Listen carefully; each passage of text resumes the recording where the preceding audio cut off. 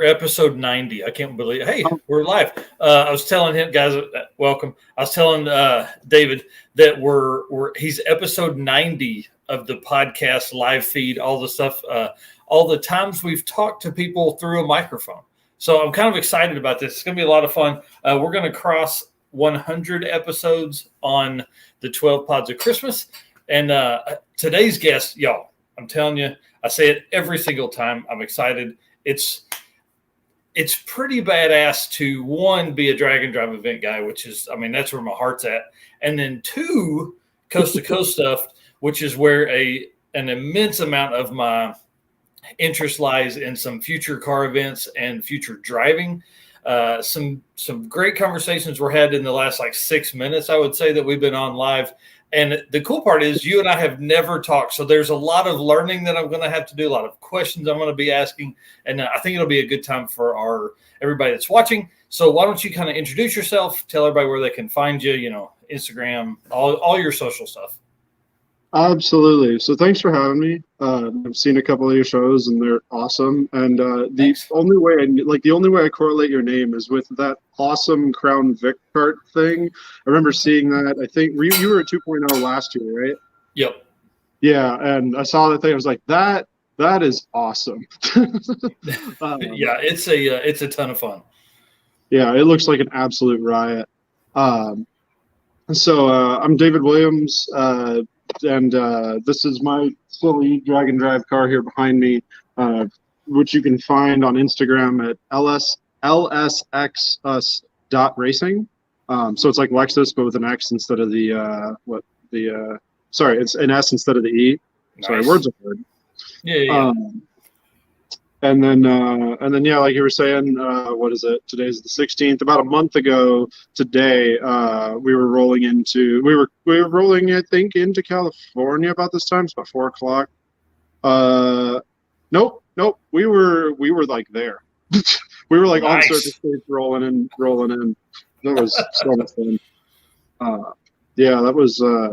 When you absolutely need to seize the opportunity should you get one to do one, man. They are so much fun.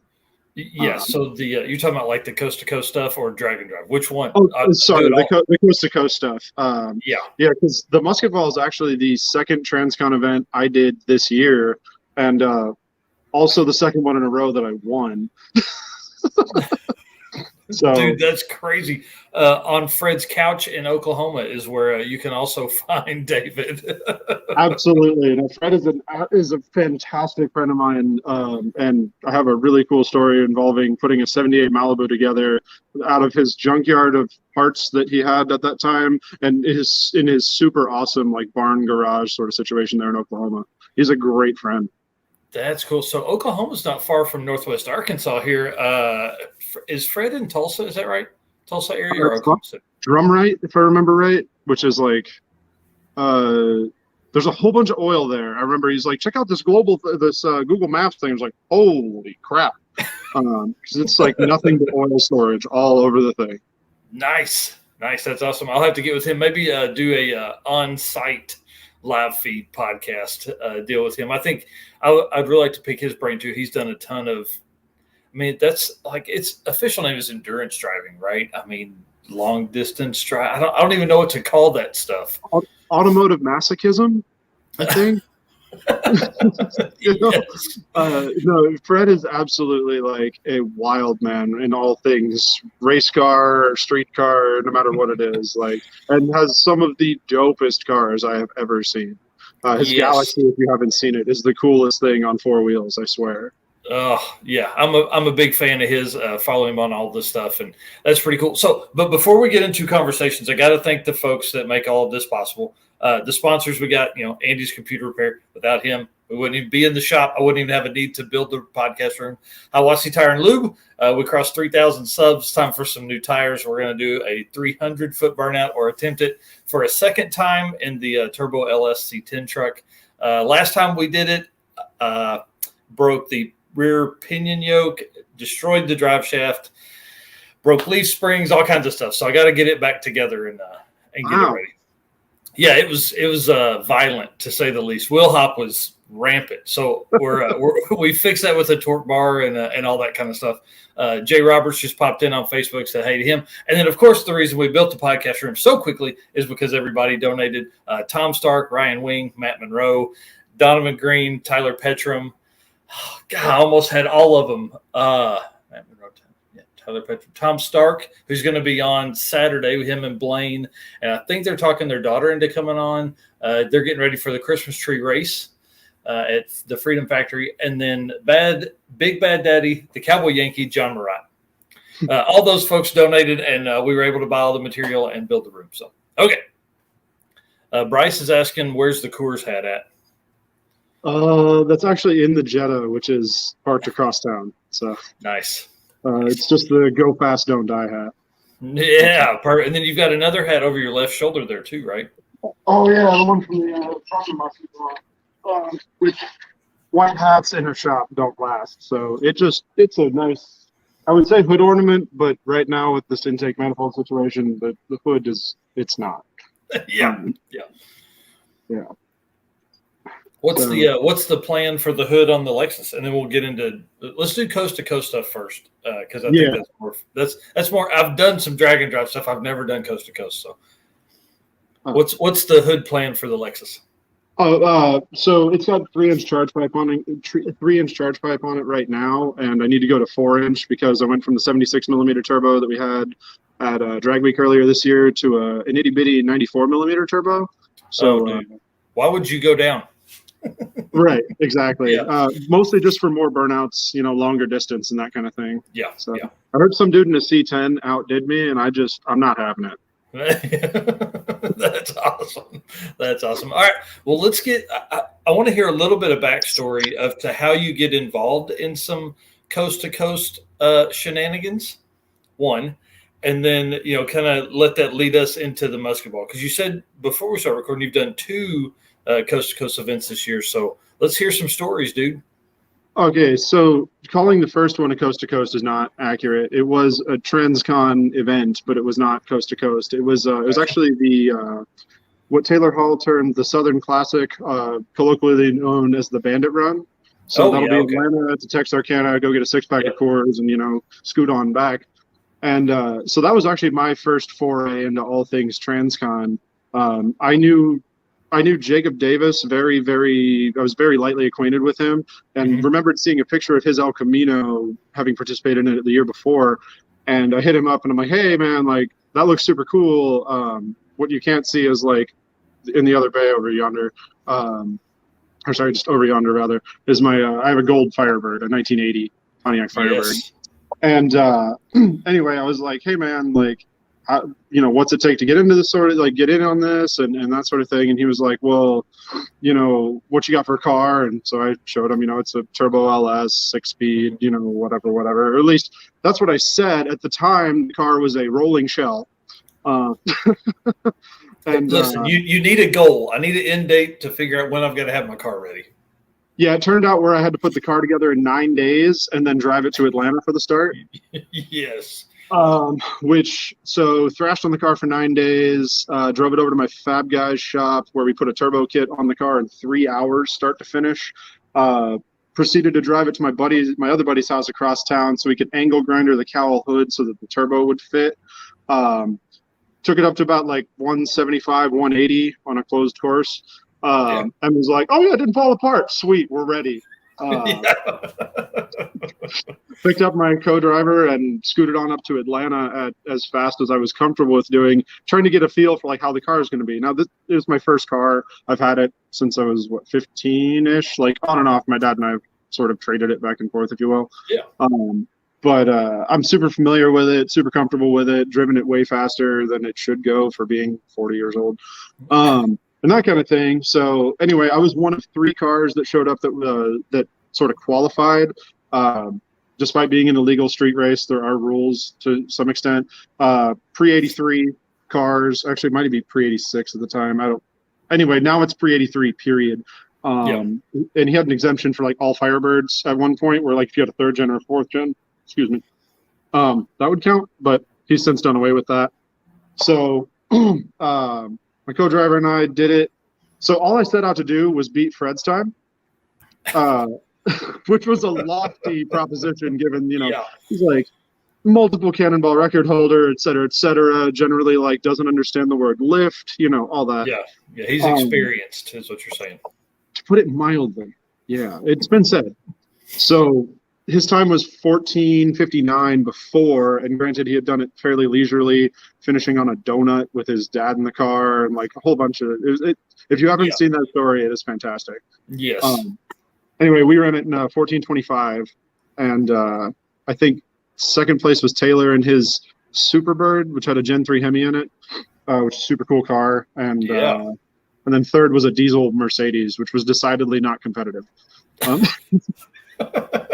So there's three of you guys, and there's a whole bunch of other cars. Actually, Doug Tabbitt technically won in terms of time at 13:49. Him and Dave Black in a Porsche 911. They were getting it.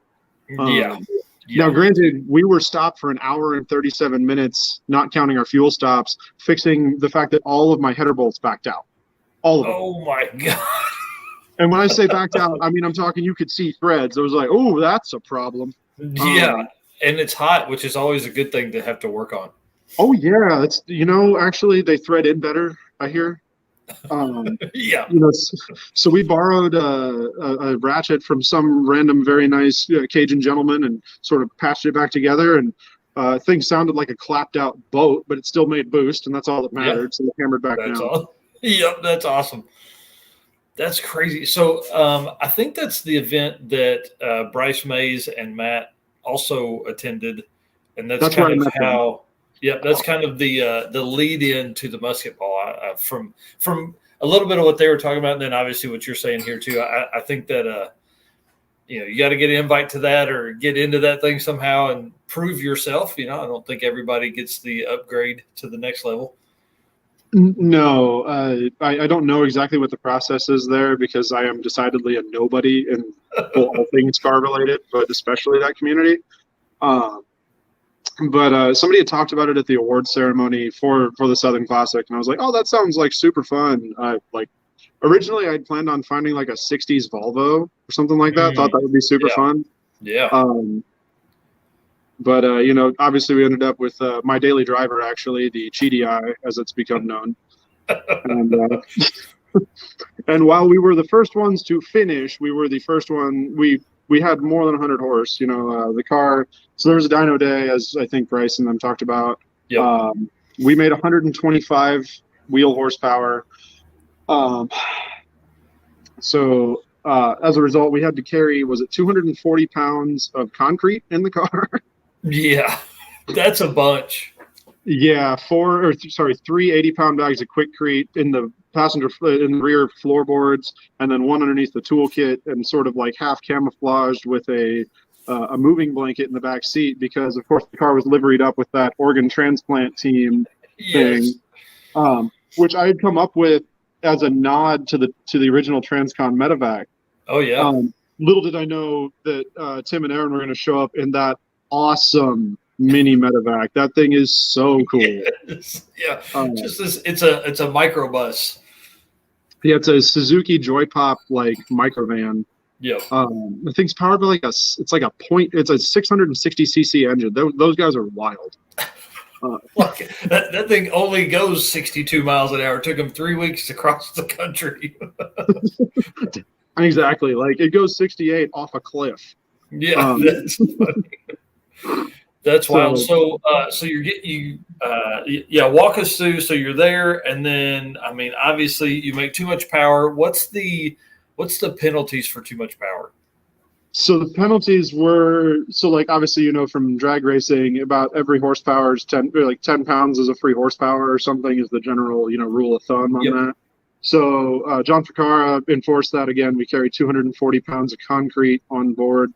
And then we also were given a 500-piece puzzle to complete and glue to our hood by the next morning, which we stayed up until 6 o'clock in the morning. And by we, I mean mostly Bradley. I slept more than he did. I woke up a couple times and sort of offered some groggy help, but I'll be real, it wasn't really much help. Anyway, stayed up till 6 in the morning. We woke up for the day at 7 to sort of get everything situated. And we'd Bradley messaged John, I think about 6 o'clock, and was like, "Listen, if you want to disqualify us, throw us out, whatever." Like, I can't keep putting this puzzle together. Oh yeah. Oh, the part that I left out is it's freaking 2/3 of the thing's monochromatic. It's just white. And it's like, this is like 500-piece puzzle hard mode. So yeah. Anyway, we show up with it like toddler slapped on the hood, and just clearly like somebody had a tantrum because we're just not having a fun time, like decidedly not having a good time. So hang on, how many pieces made it with you all the way? None. The glue is still wet as you're driving 100. It's like just pieces. We had like laid it out on this big piece of like the backing from one of the stickers from Fred's Hawaiian Tropic, actually. Nice. And it was just laid on the hood, and as soon as we matted it, it was gone. Which sorry, Connecticut.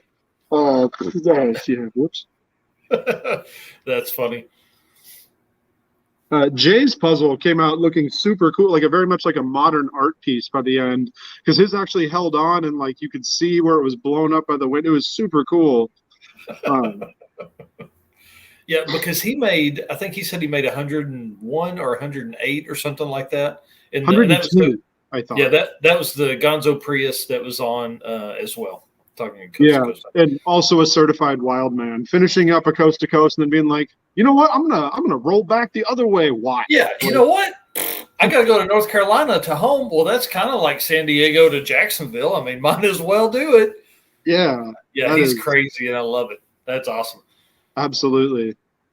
So, dude, the biggest question everybody has is always miles per gallon and auxiliary fuel tanks. So walk us through what the car was, and then kind of how you guys set it up for the trip. Okay, so the car's a 2011 Jetta Sport Wagon TDI CJAA engine, which if you Google makes 140 crank horsepower. Excuse me.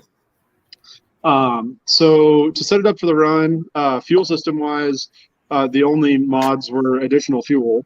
Basically, like mechanically speaking, were additional fuel. If you want to count brake pads and tires that were taller than stock. Yeah. But so that was the thing. It was very hotly debated amongst basically everyone because I tune cars, right? So very regularly, like, crap boxes like this that make way too much power, dumb stuff like that. And, I'm like, the car is not tuned 100%. Like, I don't touch TDIs. It's not what I do, blah, blah. And they're like, BS, that's, you're Doug Tabbitt said to me, you are too smart to be playing this dumb. So it's like, yeah. So true to what'll come up later. Also, the best way to lie is to not. So I wasn't like factually, car was not tuned. Jay said it had the coolest wheels from a Volkswagen Beetle. Yes. So the wheels on it are from they're the Heritage wheels from they were an option on the later model Beetles. So they look like very municipal, sort of cop car steely-esque, like dog dish. Oh, yeah, okay. And I had them on the car prior to the run just because it's my daily driver. Like, literally, I drove this car every day because I used to have a 30-mile one-way commute. So in addition to the taller-than-stock tires, we had 57 gallons of extra diesel on board. Yeah, Bryce talking shit here. He's sure. Yeah, he's just saying that because every time you get next to it, we'd walk the dog on them. Nice. Well, dude, hey, listen, it was the extra 30 horsepower you were carrying with you.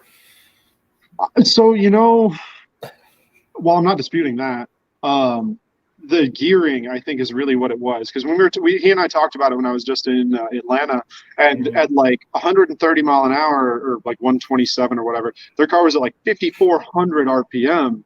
Oh my God, dude! Which is screaming for a diesel, obviously. Yes. And meanwhile, my junk's cruising along at like 3,600. That's crazy. Listen, I need a favor. I need you to produce GDI T-shirts. Yeah, so Bradley and I talked about that, and the plan is to have GDI here with the Volkswagen TDI logo, and then on the back, at no time did we exceed 125 horsepower. Yes. That's great. Yeah, I'll buy So- one of those shirts. You do it, I'll buy it. I'll probably have them buyer before sick week. I'll put it that way because I've got a bunch of crap to do by then. Yeah. But yeah, so we had 57 gallons of extra diesel on board in addition to the factory 14.5 gallon tank. So making a total of 71.5. Yeah. Giving the car a range at speed of about 2,100. I think it works out to like 2,158 is what the exact math says of like usable volume, because like, you know, as well as I do with fuel cells, like you never get the little dregs at the bottom. It drives me crazy. Yep. So the car got 29.7 mpg overall with the brick on the throttle knob. That's pretty awesome. I mean, Yeah. you know, to think about moving the amount of it, because those cars, I mean, they're pretty aerodynamic, but they're not like crazy aerodynamic, especially at that speed, you know. I have somewhere, I'd be lying if I listed it off now, but I have somewhere the frontal area calculations for the car and like the general drag coefficients because I was curious. Yeah. And it's decided. I knew I liked you. I knew I liked you. Like looking into shit like that, I'm like, yes, that's what I would have done. It's not terrible. It's to quote, you know, Chernobyl, not great, not terrible. Yeah. You know, decidedly better than like a 60s Volvo like I wanted to do originally. Yeah. So between aero and having the taller, and they weren't skinnier than stock because like I think the stock tires are like a 205 or 195, and we had 215s, but they were Michelin Pilot Sport all seasons. Because I was very concerned that we may run into like some snow, sleet kind of situation. Being a Florida boy, I'm like, that's a real problem. And everybody's like, what are you talking about? Yeah. Bryce is saying David is too smart for his own good. If you say so, my man, you and only you think that. So you're a little under 30 miles a gallon on the way out, which is. Did you do math before that? Like, how did you pick the fuel tank, the auxiliary tank size? Like, was that a select, or is it like, hey, this is the biggest that'll fit there? Actually, it was like dollar cost average versus size versus like available space in the car. So versus weight on the rear suspension in the way that I was going to sort of lay it out in the car, which is the nerdy way of saying it's what fit underneath the stock cargo cover, so that if a cop walked up and were to like, you know, do that kind of number, they couldn't see what was going on. There wouldn't be like this shiny fuel tank in the back. They're like, what is this? What do you mean? We have to have this for all of the organs we carry. Yeah. So, you know, so that was basically the, like in the Jettas. So there's like the back seat, and then there's the hatch area, and there's like a luggage or a grocery cover. And it all fit very neatly, even with the vent line and stuff like that, very neatly under that. I'll send you a picture or something, but it came out like, for plumbing it in my friend's driveway, it came out decidedly pretty professional looking. It was all push lock AN and stuff. Yeah. The trickiest part, actually, hold on, I have it. You are so fancy. So fancy. I mean, you know, Bryce is saying they're drilling holes in gas caps and shit. So the trickiest part being this NOS like 4-to-1 ORB shower head, which is decidedly way too trick for a 100 horsepower like crap box like this. Yeah, definitely. That's pretty awesome. So the question I always have, and I had for them, is how do you calculate your flow rate from the auxiliary tank to the factory tank? Like, you know, that. Again, I told a story in the other one, but we had a minivan, me and Robert Lee. He owned it. We were going to take it, and he had blacked out the chrome and all it was like a 2009, I think, Dodge Grand Caravan, or 2011 or something like that. And like it would have just, it had just been, you know, we 3 guys, plenty of room, and we had done some testing at speed. The problem is that thing doesn't get any kind of mileage above 100. It lended itself to, you know, tons of space, tons of comfort to make the first trip, you know. But so we were doing the math for like, you know, will a carbureted fuel pump at, you know, 8 gallons per minute or whatever that is, I guess I don't really remember what the flow rate is. Will that run enough fuel into the factory tank at what the amount we're burning? Like, is it that, like, are you doing that kind of math, or is it like, hey, turn that pump on, and when this one says 3/4 of a tank, we're just going to turn it off? So it devolved to that for sure. I actually have exact brake specific fuel consumption numbers for the car versus like rate in and a bunch of other junk like that. Um, Once again, like went like hard nerd on it, and then Yeah. realized, what it boiled down to during the run was like, all right, we're at half a tank. Click that thing on, and I knew it moved about a half a gallon a minute. These things are like the most Chinesiest of Chinesium pumps. Yes. They were $8, I think, a piece on Amazon. Oh my God, dude. There's cars that drive around on those. Can you imagine? Like some dude's like, yeah, I'm going to put my hot rod on that pump right there.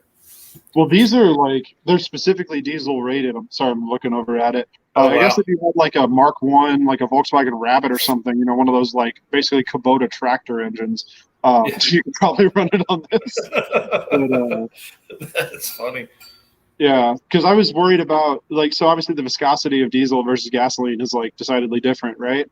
Yeah. And so my concern with running like a, your Mr. Gasket clacker pump you get at O'Reilly's is that it's going to gum up, or, maybe like the anti-gel that they put in the diesel at that time of year is going to be a problem. Plus I'm running anti-gel and fuel injector cleaner in all of them and stuff like that, because the high pressure fuel pump in the CJAA motors are very sensitive, and you need to keep them lubricated and junk. Otherwise it'll just like, if like Duramaxes or whatever, where the injection pump eats itself and just murders the motor, that. Nice. And that's decidedly ungood in the middle of trying to win. Yeah. You don't need to be fixing a fuel pump on the side of the road somewhere in a Volkswagen TDI in the middle of Nebraska. It's probably not the best idea.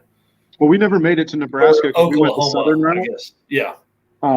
Yeah, we went south. So, St. Louis down into, Oklahoma and all that junk. Which also kudos to Fred for giving me the sweet service station, which coincidentally is the one where Steve Brown saw God, or the moon. I made the same exact mistake he did pulling into the truck entrance, because it's pitch black rolling in there in the dark. Yeah. And, we just scooted over, hit the 60 gallon per minute pump. Bradley ran inside. Burp, burp, burp kind of thing. 2.5 minutes later, we were laying tracks westbound. That's crazy. 2.5 minutes to fill like 71 gallons or 65 gallons, I would. 57. We didn't touch the main tank because the main tank was at 3/4 of a tank by the time we rolled in. Because so the fuel math we figured it out on the way to Connecticut by driving the car at, spiritedly. Yeah. Allegedly. Yeah, there's this really big closed course road that goes straight through the Mexican, landscape that goes right to Connecticut from Atlanta. It's amazing. Yeah, it's crazy what they'll do with these highways. Anyway, yeah, and it, everybody jokes that like fuel math is never right during Cannonball, and like nobody's fuel math is ever correct. And it turned out that between as autistic as we both are and collectively are, it ended up being bang on. So that's awesome. That's awesome. So you'd said it earlier, but I don't remember. It was 29 on the drive, like on the, during the Musketball, but then on the way home, you were up to like 38 miles a gallon or something like that. Yeah. So, and this is where I'm going to get like a bunch of, and I guarantee the chat pops up with BS, blah, blah, blah. But I did tune the car after the run when I got to LA. After. Exactly. So now, mind you, I still had the little OBD cover with the tamper evidence stickers, which, by the way, I had brought myself, which also made us look suspicious for some reason. It's weird. Anyway. You're like, no, everybody needs to put these on their cars. They're like, why? Yeah. Why do you have 11 of them? Well, John had signed a bunch of them at the start, and then when I got done handing them out to everybody who had an OBD2, I threw away the extras. I did not have any of the I did not have another one to go over it. So I decidedly could not have cheated. I understand that circumstances being what they are and blah blah, it looks bad, but I promise we maintained 125 horse the whole run. Car was dead stock. But awesome. I wanted to see what tuning it would have been like. And let me just say, we would have shaved a minimum hour off our time if the car. Oh my God, dude, that's crazy. It is so much faster tuned. Oh my God. And more efficient. Because diesel life hacks. Yeah, I was gonna say, diesels with more boost get better mileage. I mean, it's just stupid. Like it makes 0 sense. It's like so you burn less fuel. Yeah, it will because though somebody was quick to point out, and you can see in the picture, like the one that you used for the thumbnail for this, the car is pretty sooty near the exhaust for being stock emissions, which it is dead stock like emissions. That's a Volkswagen. It has the DPF, it has the EGR and all that junk. But come to find out after the run, because of potentially increased prolonged EGTs, I don't know how that happened, we cracked the diesel particulate filter. Oh, nice. So it's like, not good. But whatever. So that leads me to question the EGT stuff because, my brother had a diesel Cummins with a big turbo and injectors and stuff. And like you would, get on that truck and the EGT would just sweep, like what kind of temps were you guys seeing on that? So the one time that I bothered to look, because honestly, sort of not knowing is better. Yes. Yeah. I have one gauge in the old truck. It's the boost gauge. That's all that matters. That's all you need. Yeah. If it's going to let go, we're going to do it at 13 pounds or more. Yeah, exactly. Might as well just tape it off and be like, party after a certain point. Yep. That car maintained somewhere in the like mid to high 1300s. I was warned by some TDI knowledgeable folks to not go over like 1450, 1500 for extended periods of time. Do I know if it did or not? Is the car still running fine and generally fine? Also, yes, because it's going to a decidedly not car person family member. So it has to be fine. Right. Is it an auto or is it a stick? It's a DSG. So it's while it is automatic, it's a dual clutch, like sort of an automated manual. So gotcha. When tuned, allegedly, like the shift times are like in the like 0.155 or like 177 milliseconds. I mean, it's just like right now. That's crazy. Why do that to that car? I mean, like, just from Volkswagen's side, like why even mess with it? Shift more quickly? Yeah, I mean, it's a diesel mile per hour or mile per gallon. I mean, like you're buying that car for that, not for the quickness of shifts. Because time spent in between shifts, no matter how small it may be, is technically lost forward momentum. So, like, yeah, I guess that makes sense. Yeah, damn, that's crazy. Yeah. So MPPs and like, sorry, go on. I was gonna say, any struggles or anything like that on the way? Like, you guys have any issues, or was it just you two? So it was Bradley Young and I, and actually, to take an aside for a second, the coolest part about this, and really my primary focus beyond winning, which granted I did come with the intent on, and Bryce will attest to that, considering I brought consolation prizes for second and third. Damn, dude, that's awesome. But my primary focus with this was actually to redeem Bradley, because he has like one of the most hella fucking badass 70 C10 3-door Suburbans. We're in the midst of Turbo LS swapping it with a 4L80, and it holds the slowest competitive Cannonball time ever at like 102 hours and 46 minutes or something like that, which was both head gaskets, a radiator, tail shaft bushing on the 700R, and like generally just all of the suck. I mean, like drag week level woes, but like while trying to get somewhere now. Yeah. That's crazy. So yeah, he had redemption in mind. He was like, "We're coming for blood." Yeah, I don't know. So like, while obviously like he definitely got his head in the game and was there to sort of like to win. Like he's decidedly not quite as bloodthirsty competitive as I am.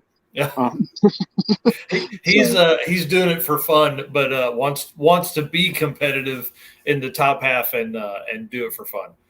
Yeah, I mean, by the time we got to Connecticut, he was definitely in the like, we're gonna win, like we're here for like whatever. But that's crazy. I'm really glad to give him that, like not give him that directly personally, but sort of be able to provide the avenue with which he was able to cut his time in by less than a third. That's insane. Oh yeah. Yeah, to go from 102, and I mean that's days. That's like 4 days of driving, and so head gaskets on the side of the road, 700 repairs. I mean, I can't imagine. That would just be like, I'm going home. Screw you guys. Yeah. Yeah, That's he's awesome. he embodies never say die, which is why which is my team name in the Southern Classic in January, but also we rolled that over into the Musketball, so we were Nice. team never say die. That's cool. So let's talk driving. Did you guys swap off? How did you handle driving? So the first half of the run from Connecticut to Oklahoma, I drove entirely. Which involved, I think, 9 or 10 doggy style pee breaks by Bradley, which I wish I'd gotten a picture of, because if you've never seen a grown man pissing backwards at 120, it is something to see. Yeah, I can only imagine. Yeah, and so yeah, I drove from Connecticut to Oklahoma in one shot, including our semi-famous pullover in Missouri for an alleged 111 and a 65. Nice.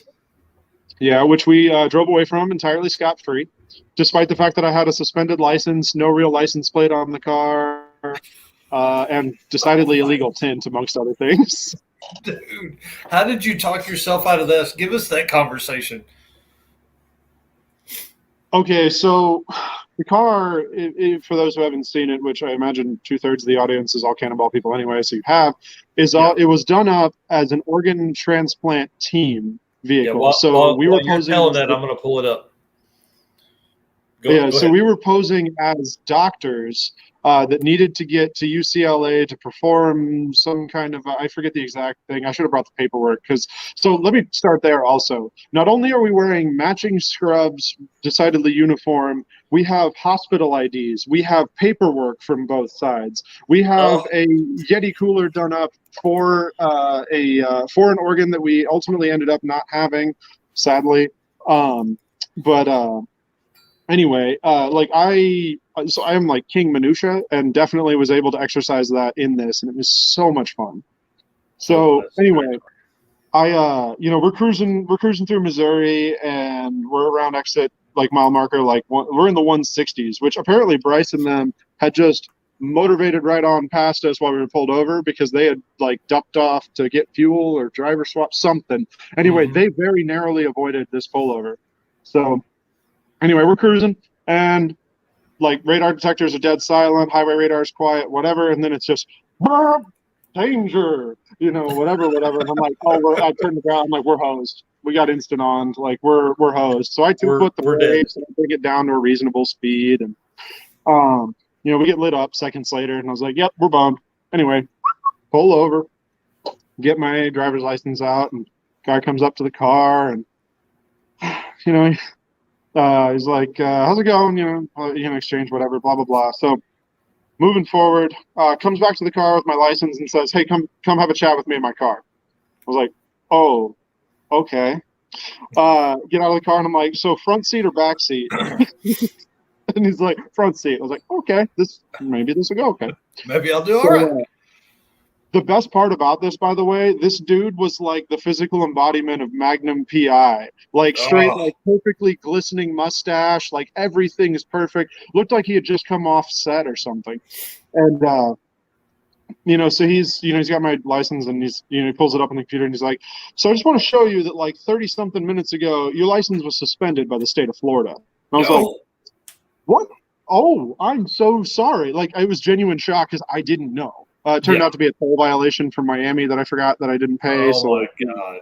Just dumb thing. I'm like, I'm so sorry, this and that and the other thing. And, we have words, exchanging some information and blah, blah, blah. And he goes to hand me my and Bradley's licenses back, and he's like, I'll be honest with you, I think you're bullshitting me. But I was like, I'm not. And that was the hardest straight face I've ever kept in my 27 years of being alive. Yeah. I'm not like, we need to be at UCLA like tonight, bad, kind of thing. Like he needs, like, I'd come up with this whole, whatever. And he's like, yeah, but you've got a Cannonball garage license plate and radar detectors. Oh. And said that, like listed those things off. And I was like, just like, I don't Just trying to keep up the story, keep up the shtick. And he's like, well, since I can't disprove anything of what you're saying to me about, your whole story or whatever, he's like, hands me our licenses back. He's like, at this time, I'm going to take no action. And of course, I'm like, no fucking way. You're like, what? Oh my God. Like, I got away with this. What? And he's like, you guys be safe. Slow it the F down. Have a nice night. Shakes my hand. I get out of the car, and by the time I got to close the door, he had taken off and didn't obviously want to see me get back in the car, knowing my license is suspended. Yeah. Get back in the car and immediately drop the hammer westbound because we have 160 some odd miles to get the hell out of the state so that story works again. Yes. Gotta get gone, dude. That's awesome. So, and then unfortunately, our competitors who are fairly hot on our heels at that point, Christopher Michaels, Ed Boley, and Dan Doucette in the rental Corolla, Mark Spence, and I can never remember the other gentleman who's with him in the awesome Citroen. Were right. They were apparently highway roll racing back and forth at 100-something miles an hour in these complete crap bands. And they got popped for an alleged 102 and a 70, and I think 100 and something and a 70. They pulled Mark and his driver out of the car and had him handcuffed and junk, the whole nine. 100%. I like having Fred in here. He's like, boom, boom, boom. He knows it. Chris Allen. Thank you, Fred. Yeah, see, he's not only is he a certified madman, but also apparently a Cannonball savant. Yes. So, yeah, they had them out of the car. It was so funny to hear about it. All I can think of is when that cop pulled them over. He's like, they were bullshitting me. Yeah, right. He's like, no, those stupid bastards. But by then you were gone. Didn't matter. Long gone. Yep. Yeah. He's radioing ahead. Hey, listen, there's this organ donor coming your way. They had set up 5 cop cars in that spot after us to pull over anybody that happened to be driving quickly. And of course, those guys had the unlock or they were unlucky enough to have the Musketball race car looking stickers all over their junk. So there's no plausible deniability at all.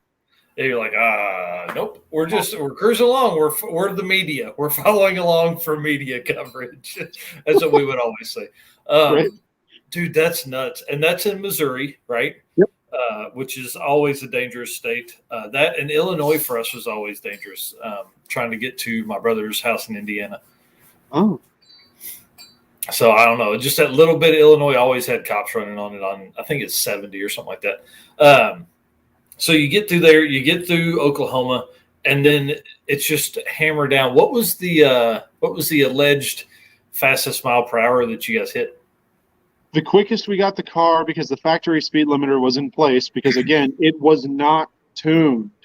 The only reason that the car was able to – so the car thought we were doing 105, which is where the factory speed limiter is, apparently. But we were actually doing 128 because of the differential between tire height. Which I run dig it. What? I can dig that. Yeah, so we downhill out of Flagstaff, we got 128 miles an hour for a decided distance, a decent distance, I'd say. And that was the quickest. We maintained somewhere between 115 and 120, which is where the motor was happy. It didn't want to. It had developed this weird surge bit. Anything quicker than that, and turned out that it was the EGR flap getting dirty from apparently not being driven hard before. So yeah. Basically, I should have Italian tuned up the car before, but whatever. You didn't think about your daily driver. You're cruising around, putt. I mean, that's the hard part about slow daily drivers. I'll drive whatever I'm driving daily, and it'll be just putter to work, and then I get in the truck or the cart and it's, hammer down city.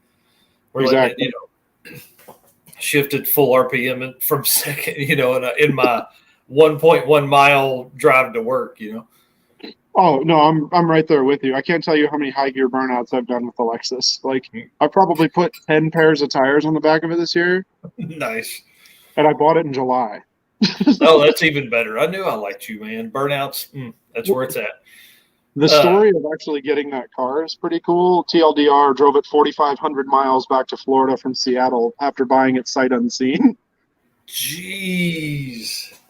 That's a long way, dude. and that was earlier this year also.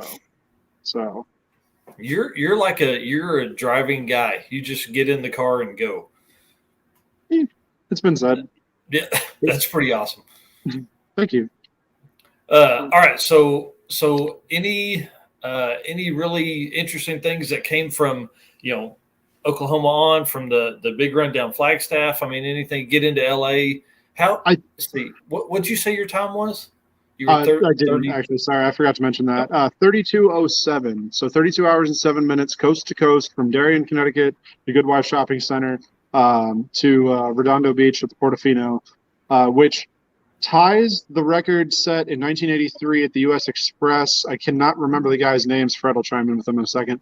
But they were in a Ferrari and drove a route 70 miles shorter than ours. So wow. Basically what I'm saying is diesel Volkswagens are Ferraris. Yeah, I mean, it's the same car, essentially. Girls think it's the same thing, too, I'm sure. Just can't beat them off of the diesel Jetta wagon. So that was pretty cool. There's a couple of like neat things, I guess. It was decidedly uneventful. They said Doug Turner and Dave, D-I-E-M, however you'd say that last name. Dime. Yeah. So when I think we were in California at that point. So we had like a pretty double throwdown police scanner, which was something that I insisted on having in the car. So it's a Uniden SDS 200 with a GPS antenna, and then I had worked on like some of the database prioritization and stuff like that before it. Again, nerdy stuff. Nice.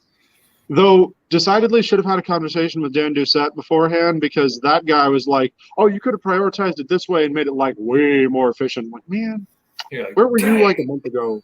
But anyway, right. So we're listening to it and whatnot, and it comes out over the scanner like a license plate, and somebody had called in Ficarra's Audi somewhere, and we picked it up far enough away that they had said to somebody, but they said belongs to one John Ficarra. And I was like, what?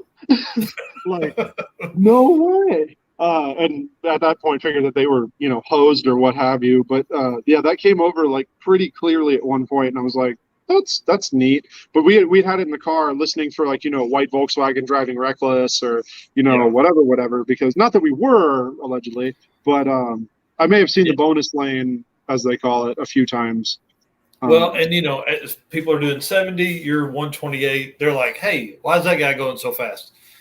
And I would think 98% of the people are going to be like, oh, well, it's an organ transplant thing. It's fine. And they're going to be like, I'm not going to call. But there's, those old ladies. Well, that was the thing is like, I know a couple times I'd fly up on somebody, not really fly up on them because I'm pretty, I try really hard not to do that, because that's really where people panic, because they're like, oh, crap, well, and then that's where accidents happen.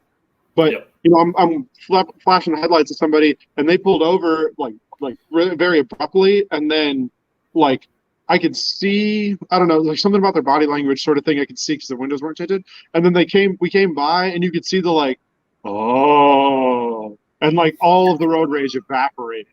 So I think that's what we had that going for us the majority of the time. Oh, they've got places to be and crap to do, to quote Fred. Sorry, they need to get by us, and I was camping in the fast lane.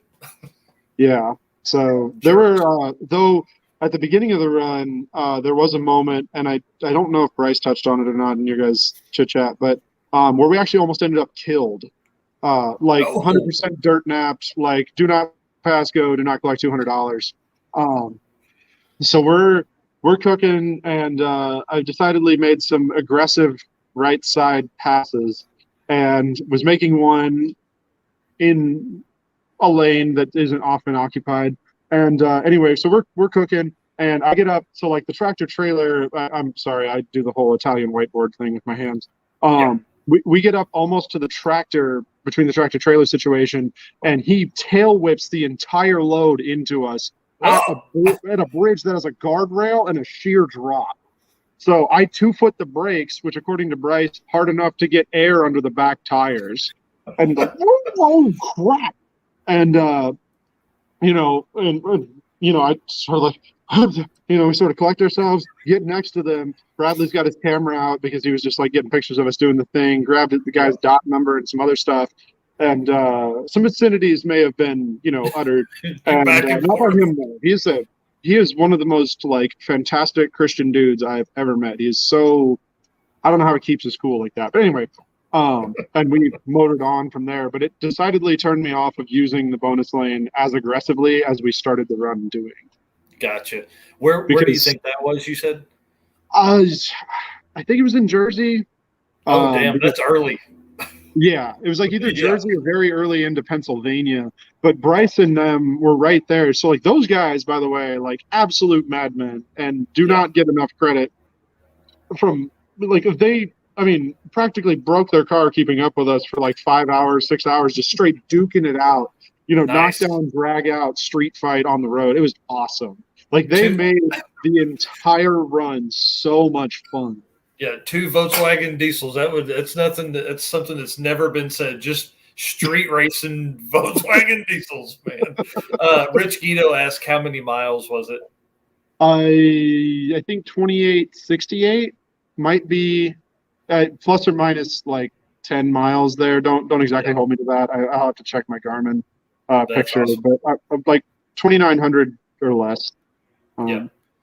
And Rich, if you're just jumping in, David's going to be on Sick Week with us as well. Are you taking the Lexus or is it a Malibu? No, so that's my buddy Casper is actually bringing that Malibu. Cool. It's that car is rad. If you want to hear that story, by the way, of like driving it home from Oklahoma, open headers in second gear only, with no license plate.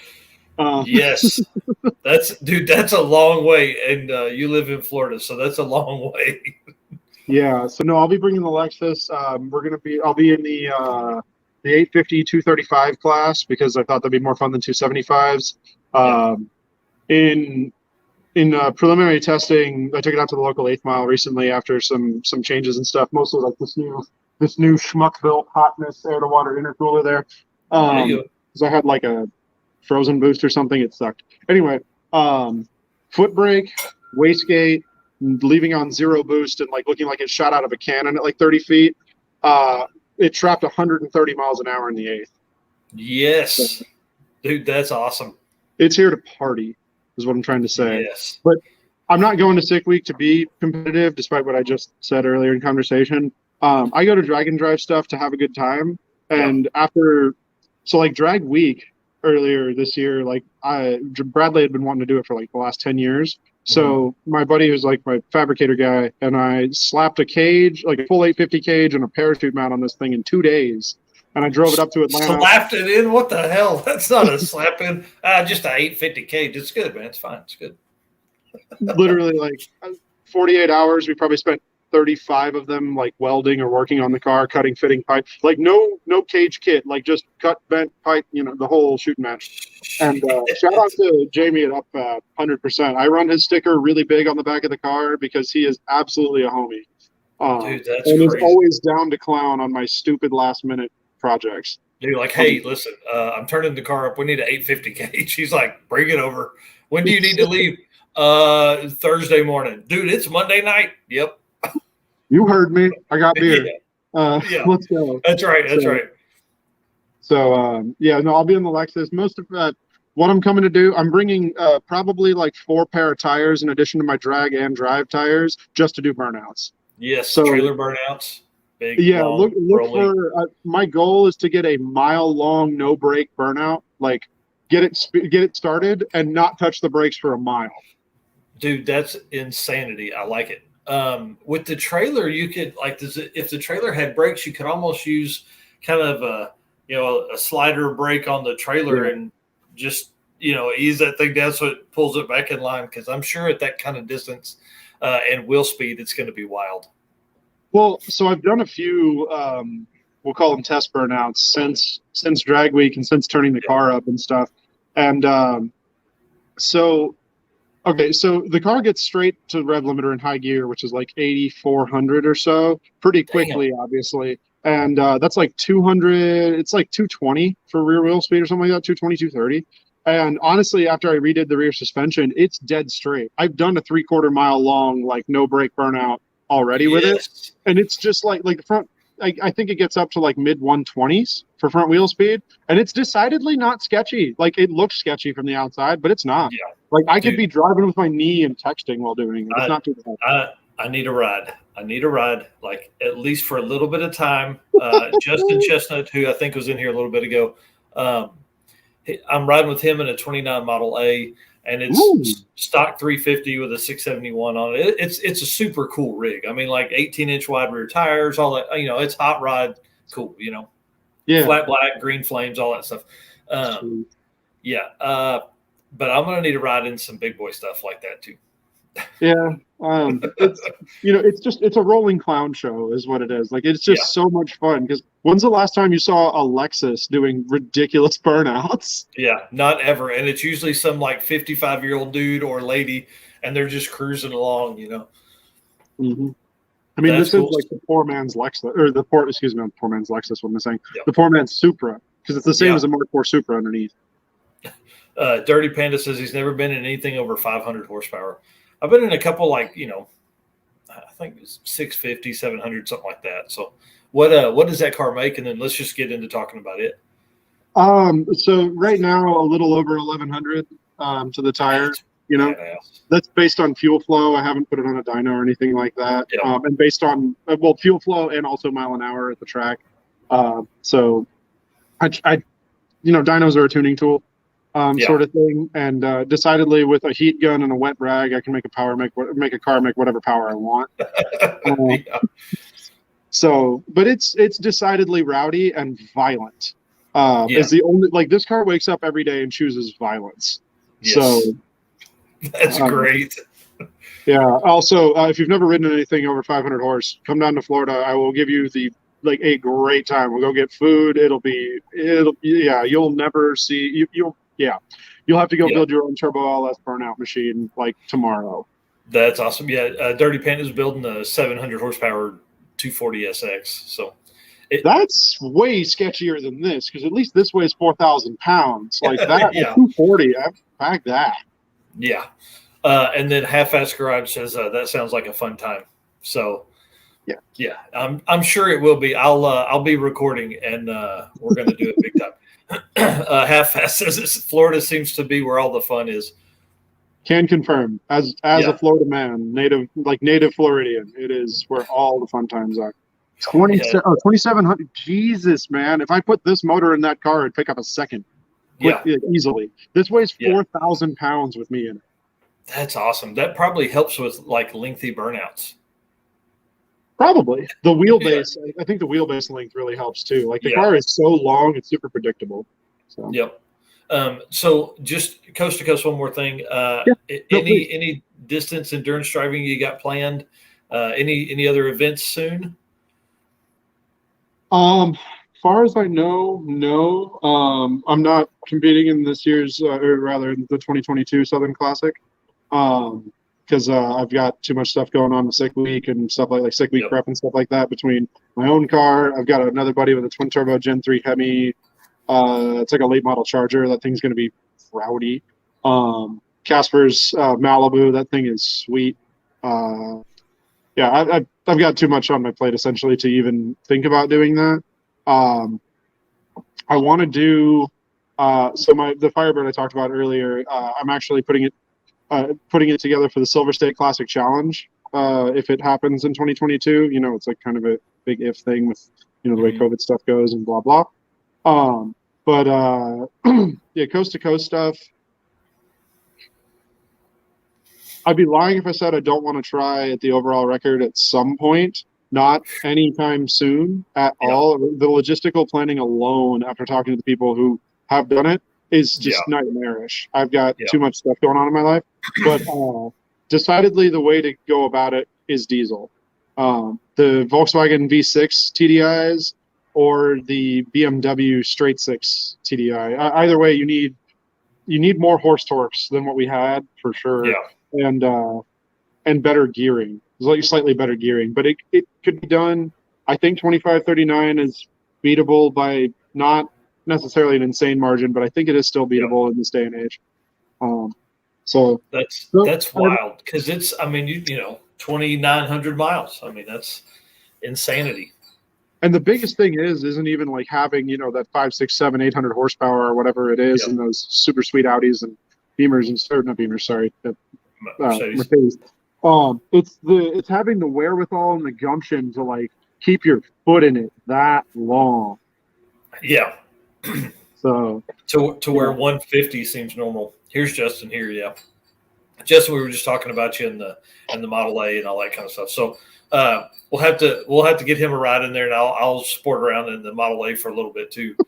He's got a 67 to 72 step-side truck that's basically Pro Street big block. It's got a big blower on it. It's a super cool truck. Yeah, you guys, and I think I had we had messaged about you and him, but I think you're like 2 hours from him, right? Yeah, I'm like that. He's in Tampa. Yeah. It's 68. Yeah, so if you ever need help with wrenching on stuff or whatever, extra pair of hands, man, just hit me up. I'm always happy to work on stuff. Yeah, definitely. Half-Ass is asking how fatiguing is the run. I would think he's talking about the coast to coast. Yeah. So having done drag week, race week, blah blah, I'm decidedly more tired after those than doing the coast to coast thing. Like the biggest thing on the coast to coast that I was tired from was so I went like I got super hydrated, you know, ate basically nothing but cheese and Imodium for like the 2 days leading up to the thing. And then during the run, ate about 2 ounces of cheese cubes and drank like 2 bottles of water. And that was it. Yeah. Again, following the Fred adage of if it's not in, it doesn't have to come out. And so like I'll be honest, like I wasn't super tired by the time we got to the Portofino. Like I would have gone to bed at a normal time, except my dumb self had brought this beer, which I put on Facebook, I think. It said, it just so happens it's Tuesday, and which is just the best beer to ever have after something like that. It was 15.3% alcohol and like a tall boy. Nice. On like a day and a half empty stomach. Yeah. So yeah, you were a cheap date. To quote Bryce, I was doing a little bit of liver stretching right after, along with the sort of thing. That's right. God, yeah. So I was belligerently hammered by like 10:30. Yeah, because you guys. So he was saying they got in at like 3 or 3:30 or something like that. So I mean, you were ahead of them by what, 40 minutes or something like that. I think. An hour and 9 minutes, long enough to check in, drop our bags, shower, change, grab consolation prizes, and mosey downstairs waiting for them to drag their asses in. Nice. So does the I didn't think to ask them this, but does the Portofino now have like a drivers meeting area? Like, is it a spot where they're like, folks that are from New York, park here? So no, they do have a plaque that like commemorates the Cannonball Memorial Run, which is this super cool thing that I don't know how often it goes on. But again, Fred knows the ins and outs of that because he's been involved with it. But they have a plaque commemorating that for it's like this charity for fallen officers and stuff like that, which is incredible and super cool. But generally speaking, like they're entirely apathetic. Like we kind of sort of chit chatted with the dude at check-in, and he was like, "Oh, cool. Yeah, there were some guys here last week that like tried to do something like that too, but like we're super disappointed." And we're like, "Cool. We didn't know anything about that." That's awesome. So I don't know. Like I think they generally approach it with like a bit of apathy. Like how many car people really work in hotels? I guess would be the question.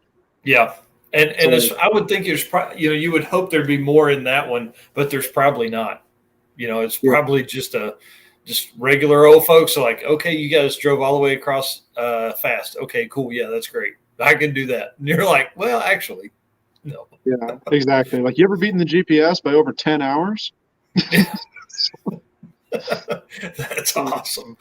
Okay, dude, I've been holding this in the back of my brain the whole time, but I got to hear the story of driving Seattle to Florida and why you had to go that far to get that car.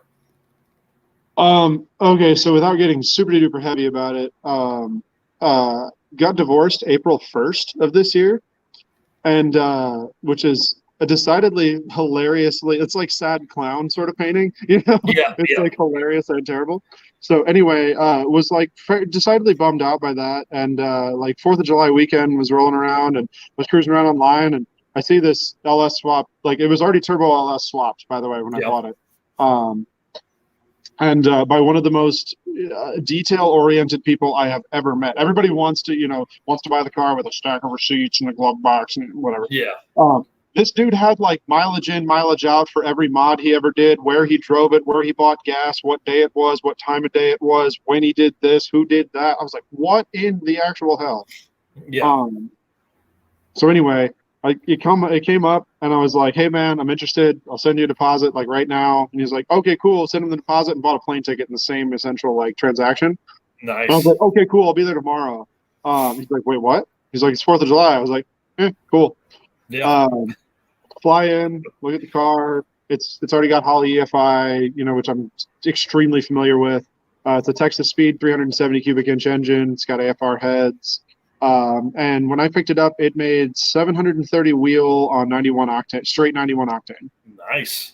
Because it's 9.25 to 1 compression. It was designed for Washington fuel, basically. Yeah. So I was like, hey, this is going to be super fun. I'm just going to make a trip out of driving it back. So I decided to drive the Pacific Coast Highway, which is, 1,650 miles from Seattle to San Diego, which most people drive south to north.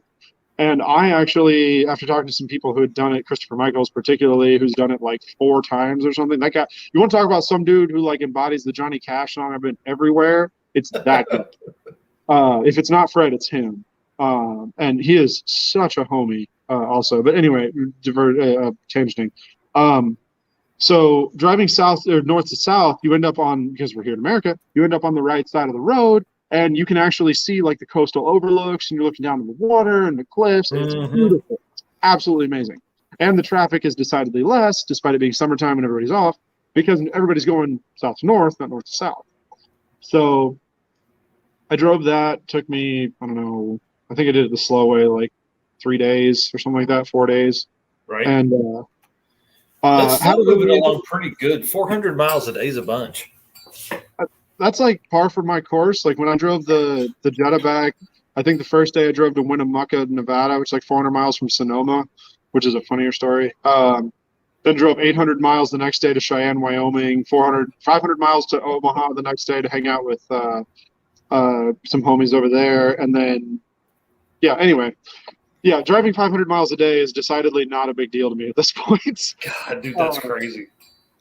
So that trip, probably the most noteworthy thing, well, 2. I have 2 really noteworthy things. The first one being I was on the other side of the mountain range from Ukiah, California, which is in like NorCal-ish, and like in wine country, and the power steering line rubbed through on the water pump pulley, spraying hot power steering fluid onto my downpipe and setting the car on fire. Nice. Which was fun. I had half a water bottle and a beer, and that's it. So I poured them on it, and I was like, okay, it's out. Cool. Drained the power steering fluid that was left, and then stuffed rags in the reservoir, drove the car 30 miles over a mountain pass in the dark with a 16% grade in both directions, which was not fun. With no power steering in a place I've never been, in the dark, where my phone has no cell service. Yeah. Get it patched up the next day, continue the drive. And on my way home, I visited a buddy in LA, and so I went a little bit north because I wanted to see like Death Valley and junk. So you want to know who has 2 thumbs and drove through Death Valley on the hottest day in human history in a black car with no AC? Yeah. This guy. That guy. Yeah. So it was 130 degrees ambient. God, dude, that's crazy. Black car, turbo, just hot. Not really, actually. So I had preemptively swung into a Home Depot, bought a 3-gallon pump sprayer, like the old Roadkill supplemental cooling system mod. Yeah. And didn't really have to use it except on myself at one point. I stopped using it on the radiator. But car motored along at like 185, 190 degrees. It's got 2 big old Spall fans, a radiator, that's just gargantuan, and it was fine. The turbo is actually like I don't know if you can kind of see that. It's down in the bumperish area where like the fog lights would be, like underneath the headlight. So it actually doesn't really heat up the engine bay at all, even when it did have a hood. Yeah. So that decidedly sucked. Stopped to get gas like somewhere just into Arizona through like that deserty area, and like when you have to like drive mouth and you spit on the ground, like it sizzled. It's like, ooh. That's crazy. Yeah. So otherwise, like, trip was generally unremarkable. Like, it was a road trip like any other 700 horsepower road, like race car road trip. Yeah, I'm like, that's not a road trip I've ever made, so I'm in. Well, the best part was after a little bit of like adjusting on the tune and stuff. So the car doesn't have overdrive. It's got a turbo 400 and 326 rear gears. And I think at the time, like a 27-inch tire. I drive it around on 28-inch tires now. It gets 26 miles to the gallon on pump gas. That works. At like 75, 80 miles an hour. Which, if you talk to anybody who was at drag week, we were blowing people's doors off, towing the trailer, like, see you suckers! Getting 25 to the gallon. It was hilarious. Yeah, they're like, yeah, we're getting 2.5, 8, 8 at the most. That's funny. Yeah, just hating life. Yeah. Efficiency. I don't know what the cart got. I think the cart, once we lost overdrive, I think the cart was down, I don't know, 10 or 12, probably, something like that. Yeah. I can't afford to think about that, man. Yeah, it was brutal. Yeah. Oof. But yeah, it's drag and drive. I find I've found to be more arduous than the coast to coast driving, but that could also just be because I don't know. It could just be me. Because decidedly, it is not for the faint of heart, and it is not easy. Anybody who construes it as that has no idea what is involved.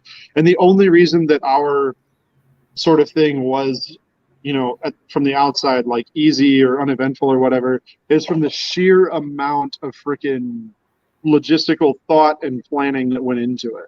So I just didn't want to cheapen that, to be clear. Like, it is not easy at all. It is just not as hard to me personally. So, but again, your mileage may vary, and it's either way, it's going to suck. Don't do either one. Whatever, you got to do both, man. That's the whole thing. We want to inspire people to get out and drive that shit. Half-Ass Garage said he went 62 miles an hour from Alaska to Detroit in a 79 FJ40. Dude, I can't imagine. You are so much cooler than me. Like, actually, that is so gangster. Oh, man, that sounds like it was a riot. That doesn't sound like a riot. I've been in a FJ40. I can't imagine how much fun that was. Just loud and bouncy. Those rigs are pretty bouncy. They're not Jeep Wrangler, but they're pretty bouncy. It would probably be a great adventure. We'll say that.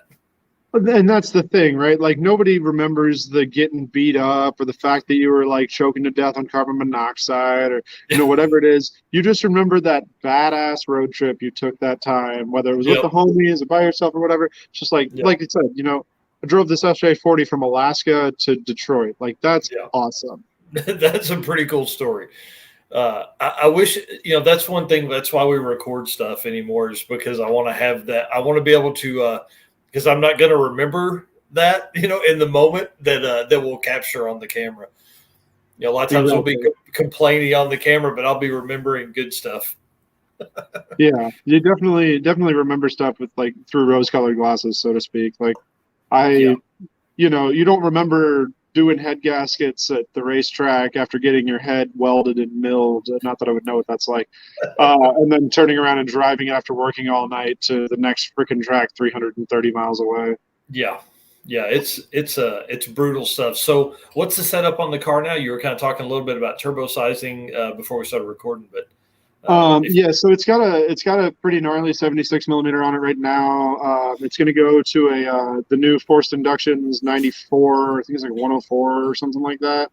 It's nice. the rowdy business S4, like the rowdiest S400 that I could find, basically. Like, I want to turn the car up. The ultimate goal for the car is the SC300 chassis record, which is currently 741 at 189 miles an hour, quarter mile. And it's held by like a decidedly race car. This guy trailers the car to and from the track, and my junk doesn't see a trailer unless it's broken. And even then, I'll probably still try to limp it. Like, I have street cars, like, and I think that's pretty cool. Hell yeah, it is. Race cars don't do anything for me at this point. Like, unless your crap is running 3s, 8th mile, I don't care. You know what I'm saying? Like, it's just not exciting to see an 8-second car roll off a trailer. It's just not. I mean, because, and so I don't remember who I was talking to about this. I think it was Rich Guido or Bill Armstrong, was about drive that shit. Certified badasses, by the way. Yeah, I mean, dude, like those guys drive their shit to the track. They whip ass and drive home, Like, yes. I mean, Rich Guido is the Canadian Chuck Norris. I mean, there's no way around it. It clangs when he walks, for sure. Yeah. I mean, to drive 5,400 miles and compete in a drag week event, go to Bonneville, and then drive home, like only a madman would do that. And it would be so hard for me not to talk so much shit when I pull up and there's like a 10-second car on a trailer that's, got a slick on the back and all this, it's like this car that's complete. And this guy's driving a late model diesel truck to pull this race car, and then he pulls up to the track and runs like a low 10. You're like, dude, you could have drove that. And how much more fun would it have been if you had driven it, Exactly. Like when I was testing the Lexus a few weeks ago, like I pulled into the track and, it's got a parachute and all that junk, but like the people looking at it sideways, like, what in the hell? And, I was the second quickest car on property behind, like one of those blown Copos, which doesn't even have a freaking VIN, Yeah. And, I'm seeing guys pull cars out of enclosed trailers that are running like, mid 6 is 8th. This is 8th mile. Yeah. I'm like, well, why though? Yeah. Like, so it was Rich because he says, yes, we can be friends. Totally agree. Talking to you, I'm sure, because he's my friend, whether he wants to be or not. Like how much more would people enjoy their stuff if they just drove it? If they just would take that time. It's going to take you longer to get to the track. Like the track for us here is a little over an hour away, but so many more people would enjoy their stuff for so much longer. I mean, how many times has somebody gotten to the track and broke something immediately off the trailer? Yep. Car wouldn't start. If you'd been driving it, it'd have been fine. You'd have found it at home, not when you get to the track and be all pissed off and screaming, yelling. Exactly. And I mean, who also doesn't like going out for ice cream and burnouts? Dude. That's what I'm talking about. That's the only reason the old truck was built. Yeah, exactly. Like, Matt Happel talks about that in his podcast all the time. Like, so many people are fixated on like, wanting these extremely high horsepower, whatever it is. And they, I want to build an 8-second car or whatever. Like, it's so much fun to just go out and do burnouts and like have a good time. Yeah. There is not a person alive, at least that I want to be friends with, that doesn't smile with an ice cream cone in one hand, doing a burnout holding the wheel with the other. Like, come on. Yeah, like a big long one, not like just sitting still doing a burnout in your 280 horsepower whatever car. I'm talking like just nasty shit like you were talking about earlier. 3/4 mile long, leave the parking lot cruise night and just get just completely retarded. No, absolutely. Like I prefer my burnouts to be of biblical proportion every time. Yeah. Yeah, so there's a little Cars and Coffee that happens around the corner of the house. Rich Guido says I passed trailered race cars on the way to the track, at the track, and on the way home. There's a little Cars and Coffee around the corner from the house, and it's like one Sunday a month, and I'll typically leave there, and then I'll go down and turn around and just come back, and there's like all these like 150-foot just black marks in the street right out in front because I'm just like, second gear rollers? Yep, I'm going to do it. Yeah, exactly. Except I'm Mr. High Gear. Like I literally won't settle for anything but high gear burnouts anymore. That's awesome. So, it's the route I'm taking is coming up to a stoplight, so I'm a little nervous. The brakes, it's a 65 or 66 C10. I mean, like it's got disc on the front and one of the back ones works, so it's probably fine. Yeah, it'll be fine until it's not. That's that's a then problem. The now issue is more burnout. Right, that's right. So with the new turbo on that setup, are you still the 370 Texas Speed? Yeah, so it'll be the 370 for a little while. The plan, so if everything goes to plan, which as you and I both know, Oh yeah, nothing ever does, is I want to source a 388 between now and sick week. Again, okay, I don't need a 388 and 94 mil to run eights. Like anybody, yeah, yeah, no, you don't. It'll do that now, no problem. yeah, Um, on the foot brake, but like I say, my goal is that chassis record. So I'm not gonna attempt that at sick week, and that kind of thing. Even though fly paper prep and all that junk. yeah, My biggest thing is like I'm going to have fun. My buddy Bradley's coming with me again. We're gonna cut up. We've got this like Sony speaker that we throw up on the dash, and we're just bumping tunes, rolling down the road, having a great old time. Like yeah, that's what I'm looking forward to is the rolling literally million horsepower car show yeah, that is drag week, sick week in this case, but that yeah, is drag and drive, I should say. I'm yeah. sorry, and that sort of thing. So it'll eventually end up with a 6-bolt head 388 and the 94 mil. Honestly, once I go to a 6-bolt motor, I'll probably move to like a Hart diesel turbo after a while. And like really try to give it the coals. Yep. But that probably once I put the new turbo on it, I'm going to have to change the rear setup. So right now it's got a stock Mark IV Supra setup. I mean, it's got a CAS 2-way locker and those 326 gears, like I said. But it's like otherwise the axles are stock out of a Mark IV Supra. Are you serious? That's crazy.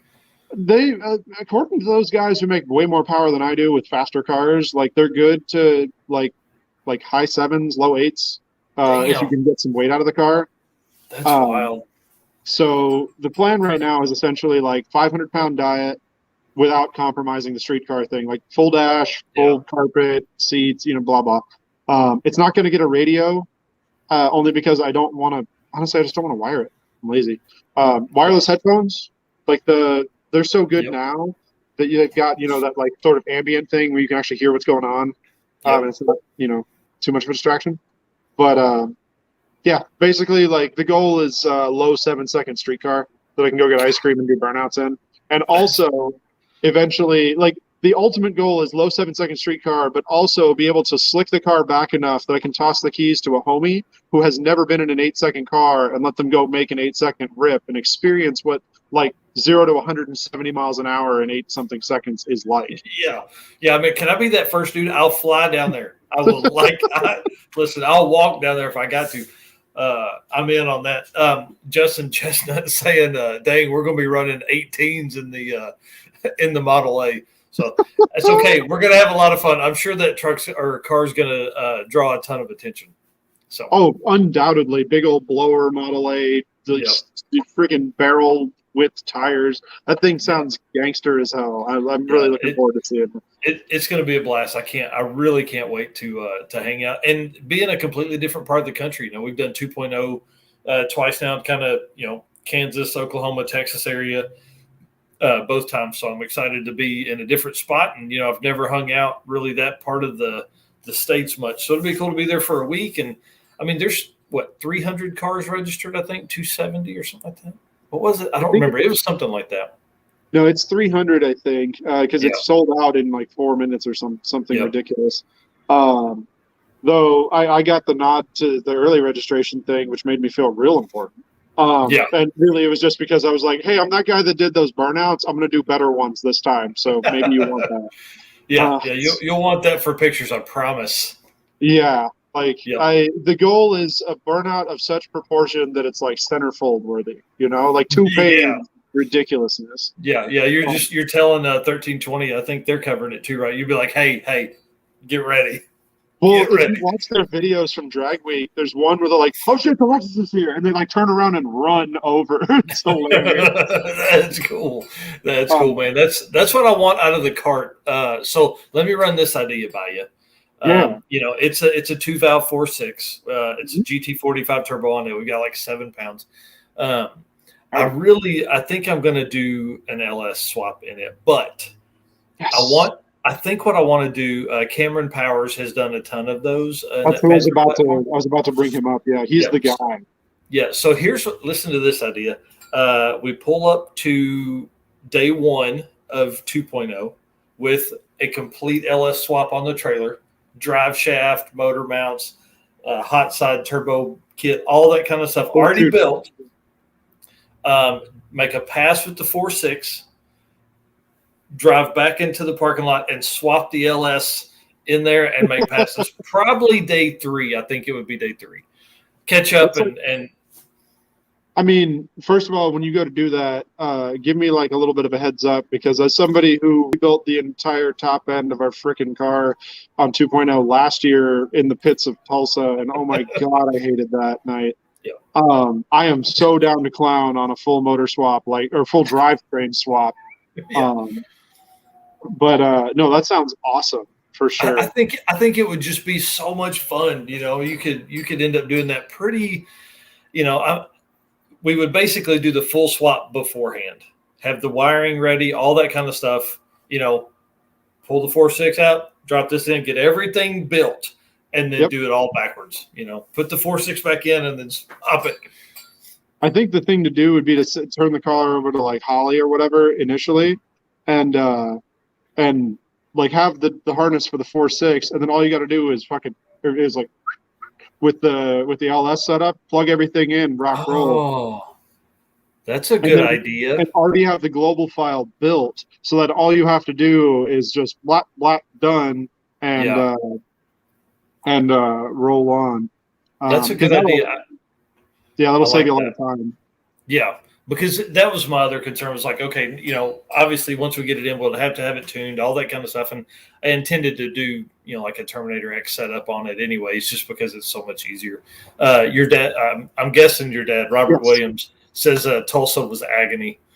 Yeah. The car that my phone is currently mounted to so that I can get this going is the one that I was talking about. Yeah. What's the setup on it? It's a twin turbo LS. It's a 6-liter built motor, 6-liter. It's got trick flow. I can't remember, like 225s or 245. I think they're 225s. It's got twin 72s on it. It's not as violent, like instantly violent, as my car is, which is largely due to the converter, I think, right now, and some other junk. But it is decidedly a very fast and capable car that like sneezes mid-8s. Like it is absolutely no work for this thing to just like, whatever. So yeah, it's got 225. Yeah. That's cool. So it's a hot rod for sure. Definitely more thought has went into the aesthetics of it versus my car. My car is decidedly functional over form, and that's basically everything I do. That comes into age. I'll say so. My dad had nice stuff as he got older, and me, I'm like, I don't give a shit what it looks like. I just want it long burnouts. I want turbo noises. I want it to be fun, and then we'll work on all the other stuff. Well, my argument is always, it's hard to get a look at it passing you at 200 miles an hour. Yeah, that's a good point too.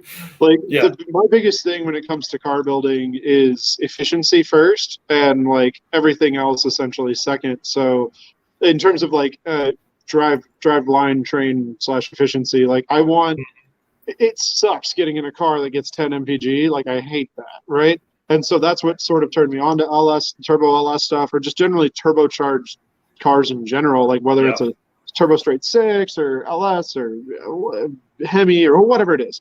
Like I applaud the guys who can make NA stuff work, like Doc McIntyre's car. That car is obscenely fast, and for that matter, faster than my car. But it takes a lot of cubic inch to do that. Yeah, and a lot of cubic wallet space that I don't have. Yeah, that's what I was going to say, a lot of wallets.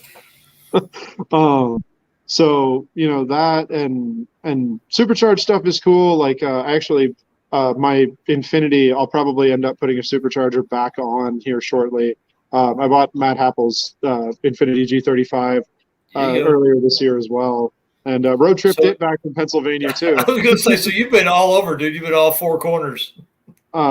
Yeah, actually, the only states I haven't been to, I think at this point, are Vermont, New Hampshire, Maine, Hawaii, and Alaska. So that's awesome.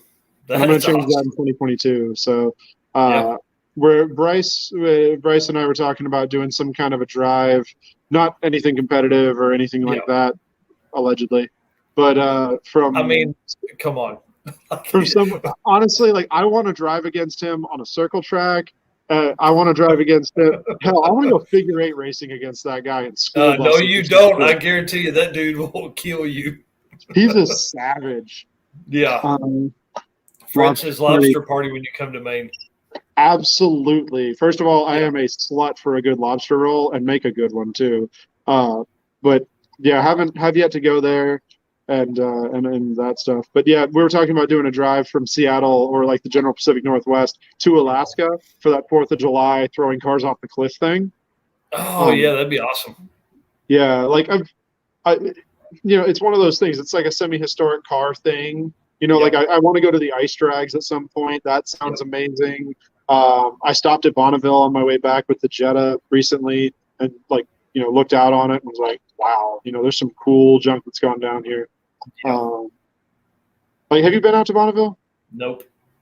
There's and maybe this is just me because I'm over dramatic or something, but there's sort of like a gravitas to like just standing there and being like, damn, there's been some fast shit that's been rolling through here.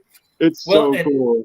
I mean, think about like the I don't want to say technology, but think of like the engineering and things that went into like the early guys still the guys that go out there. Bonneville's a completely different animal. You're not just worried about horsepower and how fast can you go on a quarter mile. I mean, you're talking like 3 miles worth of runs, and you're worried about tape over a vent to make sure that maybe that gets you another quarter mile per hour. Yeah, those guys are a different breed. I would love to go out there with my gold car because like it's pretty well set up aerodynamically at this point and suspension wise. It's being set up, like I said, for Silver State Classic Challenge.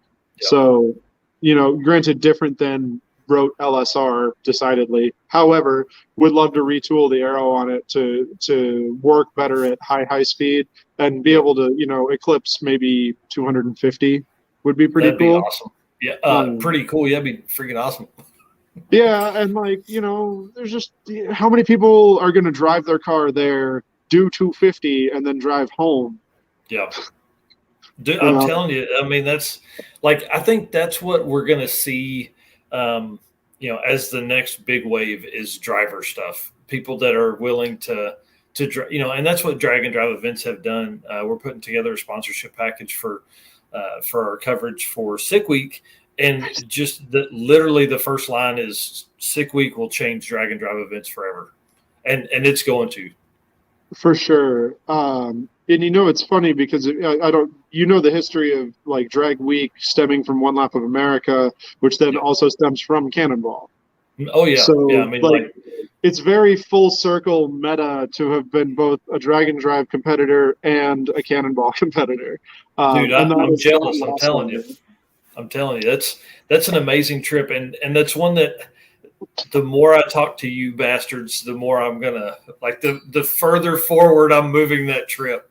And really for the geeky nerd out side of stuff, fuel, like fuel tank placement and things like that. Like that is what interests me. Tire sizing, how can we manipulate tire size to get more miles per hour or miles per gallon as well, all that kind of stuff that you can just, if you're sitting back, you can look at and it's not like, okay, we're going this weekend, so. Exactly. The logistics involved are many and great. Yeah. But as I said, like, as you could kind of gain from earlier in conversation, like I am like Mr. Minutia.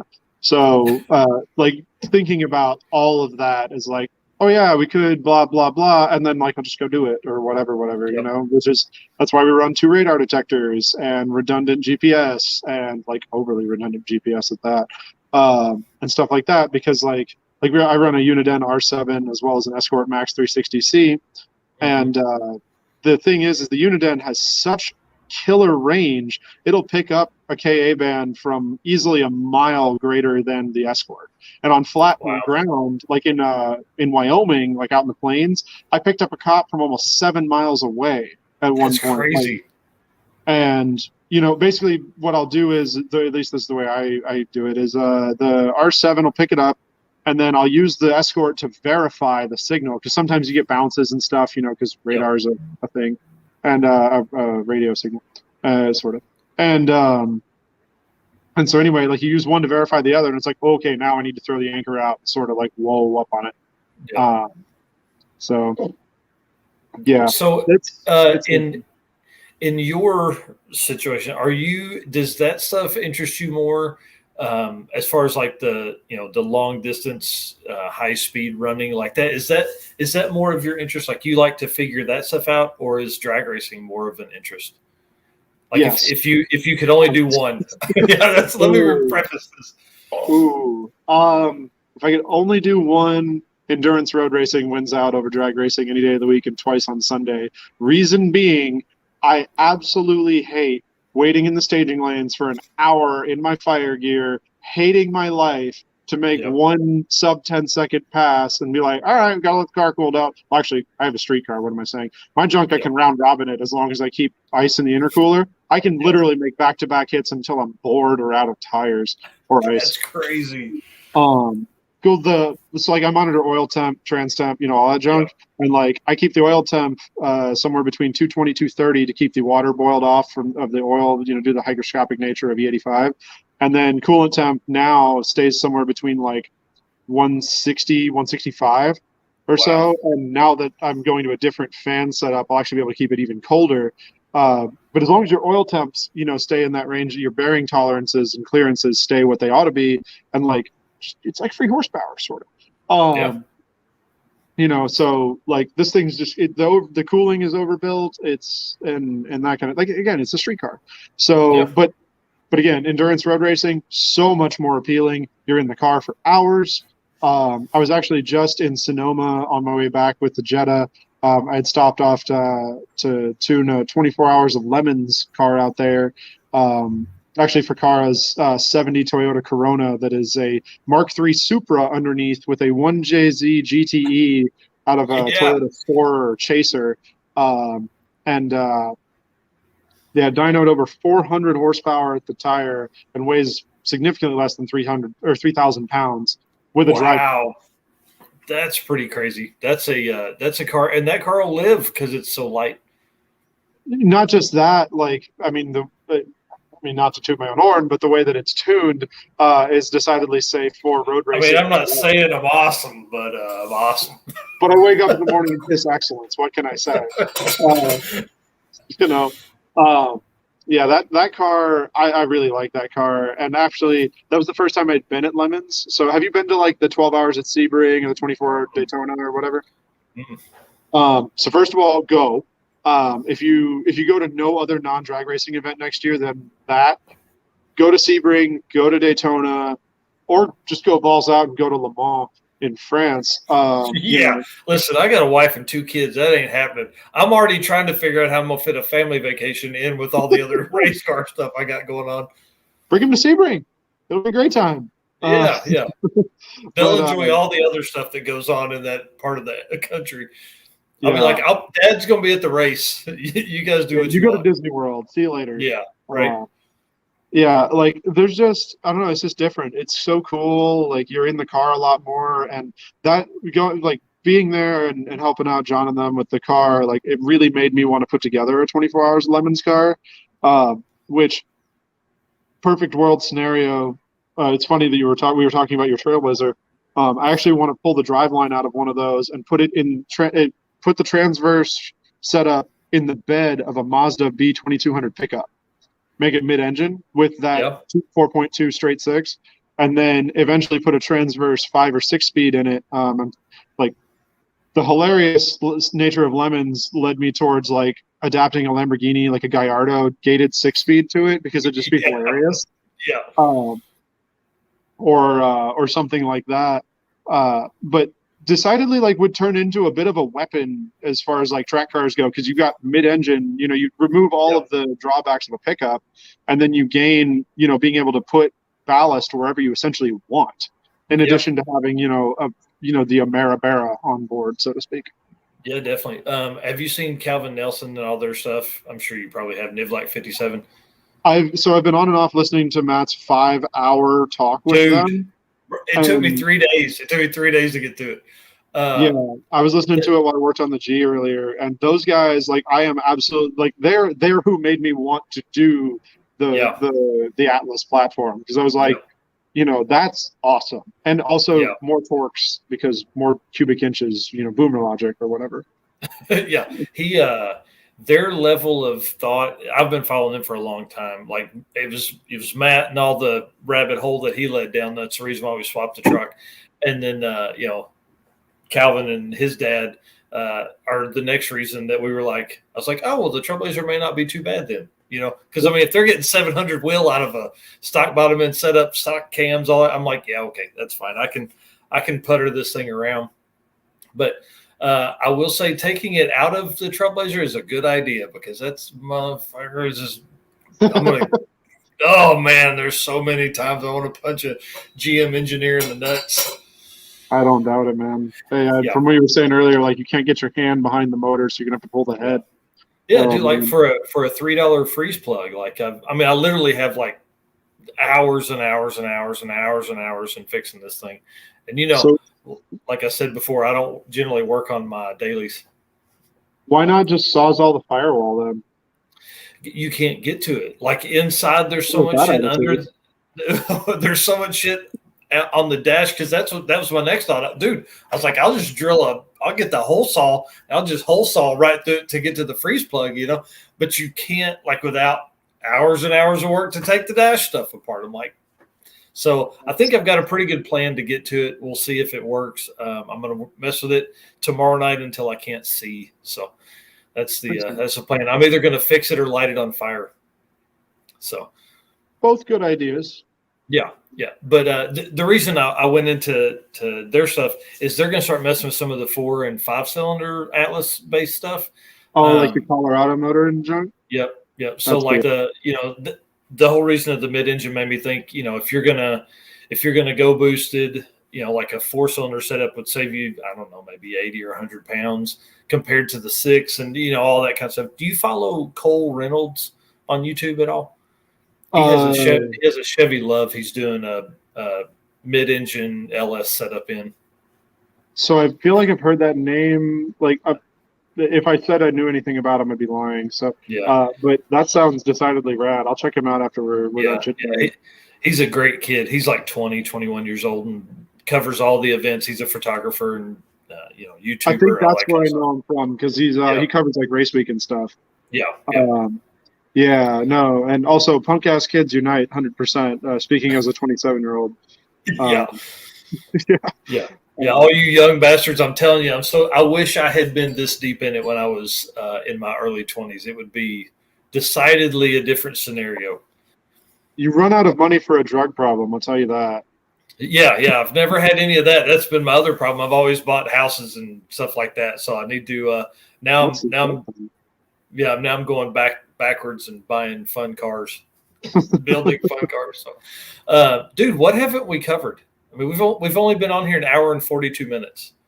Yeah, let's see. Talked about Musketball. Kind of gave you like the coolest story from that. It really is the 111 pullover, which was hysterical. It's just that's pretty amazing. Yeah, that I used up all of my luck right there for sure. I know we talked about the drag and drive stuff. What I'm gonna end up doing with the car. Wow, balls. I mean, I don't know. I told you I'm not that interesting of a person, so like, it's no surprise. I don't know. I don't know. It is my goal this coming year, to attend all of the drag and drive events with the Lexus and drive it from Florida / probably Atlanta. My intent is to move to Atlanta, to be clear, here shortly. Yep. But I will drive it from home base to the event, do the thing, and come back. Same thing with the Silver State with the Firebird. I'll be driving it from home to the Silver State, competing and driving back. There's only a few people that competed all four. Midwest Drags. Both. My dad's one of them. Rocky Mountain. That's awesome. So that's awesome. Granted, I'm gonna, unpopular opinion, taking a stock Hellcat is not competing. Just it's not. It's not fun. It's not hard at all. You get in the thing, it has a warranty. You turn the key, you hit the air. It's not hard. It's a drive. Man. It's a 300-mile-a-day road trip, which is par for the ordinary course. So unpopular opinion, but no, I'm not a fan. I don't consider it competitive, essentially, especially when your junk is totally dead stock. Because it's not, anybody can go buy a car, turn the key, and do the thing. Oh crap! The lights on. Let me take it over to Dodge, and they'll give me another one. Yeah, you're hoping they have the part in stock and can get it. Yeah. So, but yeah, he did attend all four, which is awesome, and that's what I'm saying. That there were very few people that did that. Literally kind of stupid. 4 or 5. There's not many at all, because I think one of the guys, he was on his way to race week and something broke. Those are 2.0 and something broke. It's going to be nuts. I think we're going to see a lot more of that kind of stuff. A lot more drag and drive events, a lot more drag weekends. I think will be popping up. Yeah, I would like to do. I will do every one I possibly can, but I would like to do all the main ones. Sick Week, Midwest Drags, Race Week 1 and 2, and Drag Week. We'll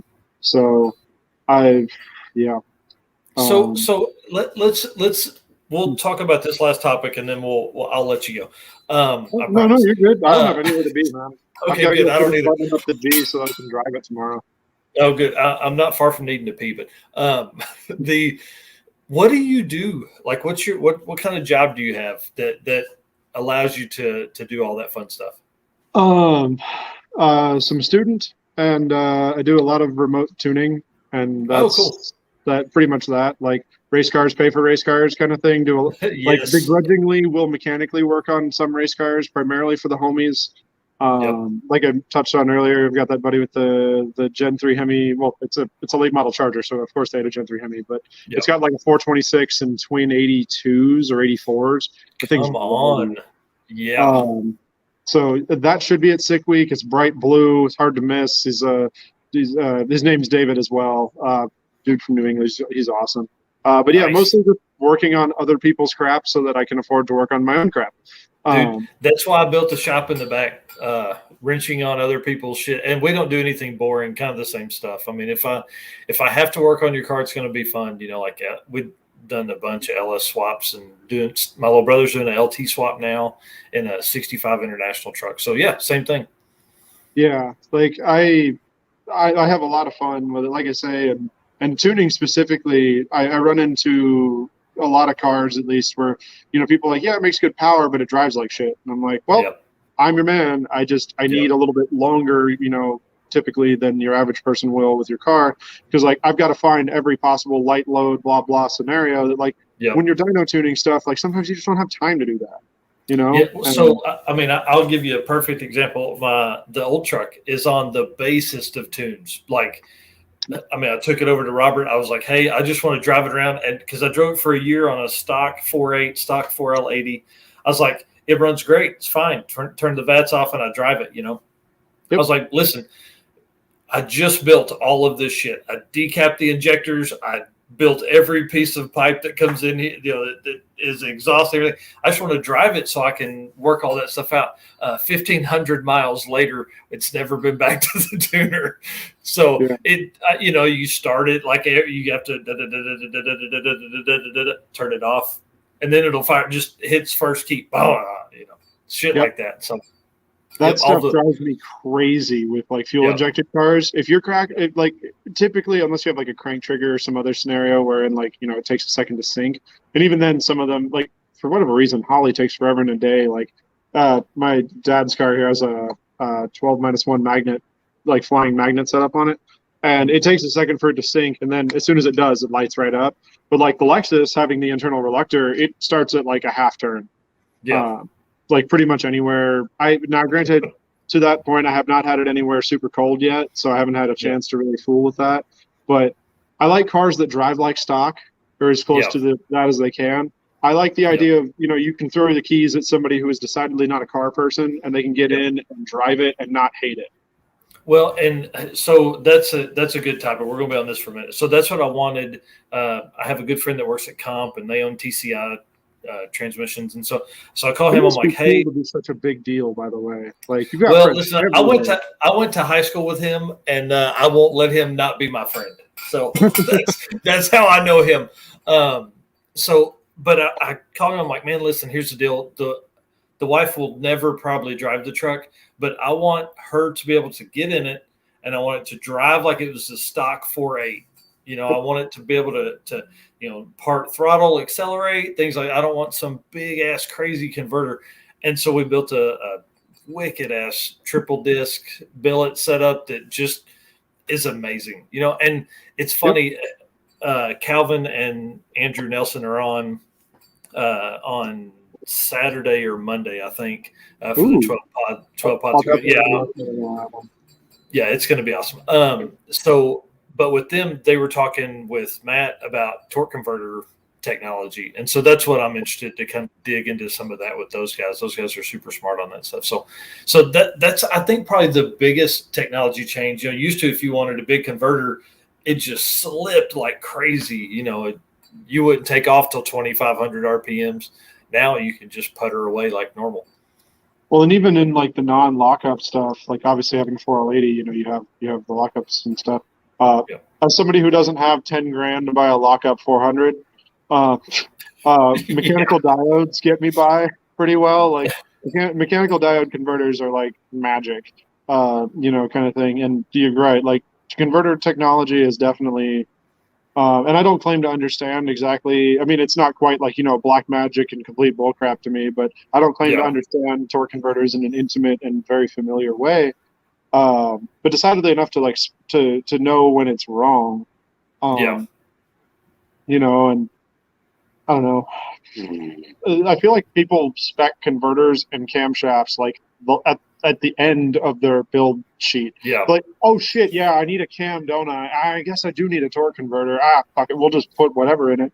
And just whatever you got that's on the shelf, just send it on. You're like, no, wait, hold on. You're talking 800 wheel in a, So whenever Aaron Mick is my buddy, and so I'll text him, and I anything we build that needs a converter, I'm like, this is everything that you'll need to know.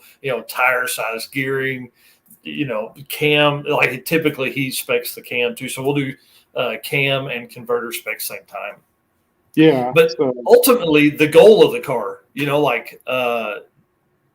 oh man, I want to go out. I want to run 8-second quarter-mile times in a 4,000 pound car that's turbo LS.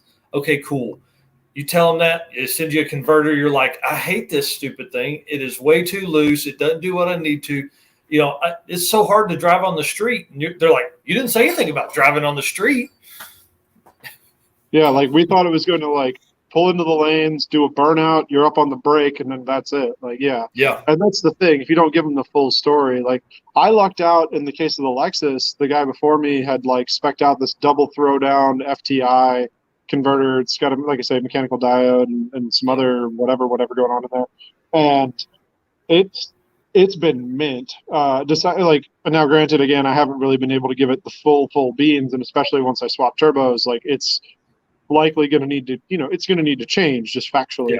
But the cam to converter relationship in this car is stellar for somebody who literally built it to do, and he admits, to do burnouts. That's all he built the car for. Is like, I just wanted to do burnouts on demand. It's like, yeah, that's awesome.